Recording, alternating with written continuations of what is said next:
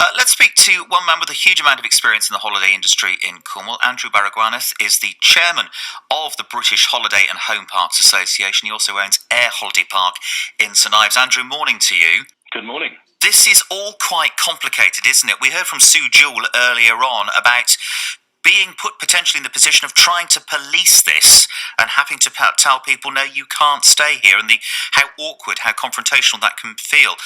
What's your take on it?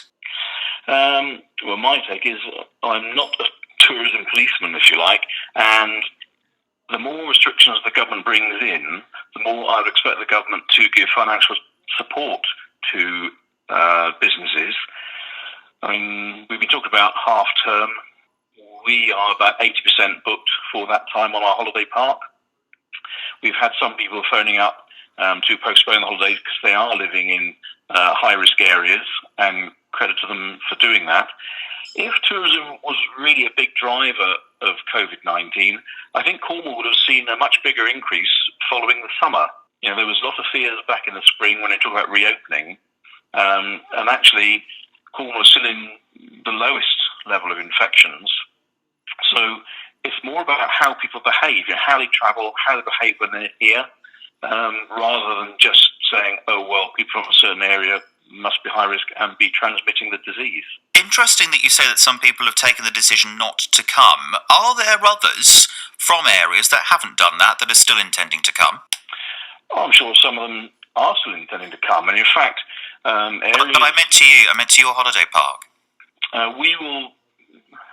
Yes, I'm sure we have people from high-risk areas who are still intending to come. We'll be checking sort of postcodes and things, but as current government guidelines go, they are free to travel. If they're showing any symptoms, they must not. But currently, people are not effectively imprisoned. And I know the Welsh government has decided to exclude people from England in high-risk areas. It almost facts a little bit of, oh, well, if all else fails, just blame the English, which unfortunately I think may have a backlash in the future. People have long memories sometimes of this kind of thing. And as I say, unless people are showing symptoms, they are free to travel at the moment. Yeah, that obviously is open to them as well. In terms of the half-term period, I mean, how lucrative a time is that for you generally or not?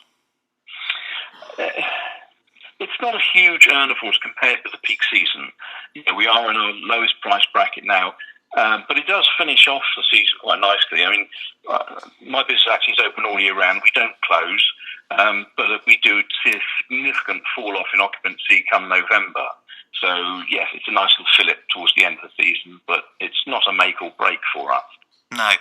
We heard earlier on about Unite suggesting that Cornwall's MPs hadn't batted hard enough for people in Cornwall, for the Cornish economy, particularly with the tourism industry. How would you respond to that?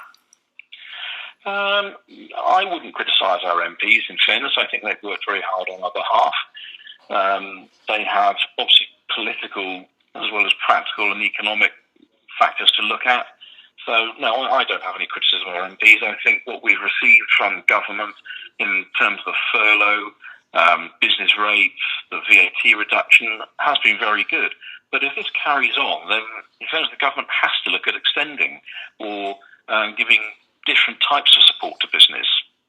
Andrew, good to talk to you as ever. Thank you very much for being with us this morning.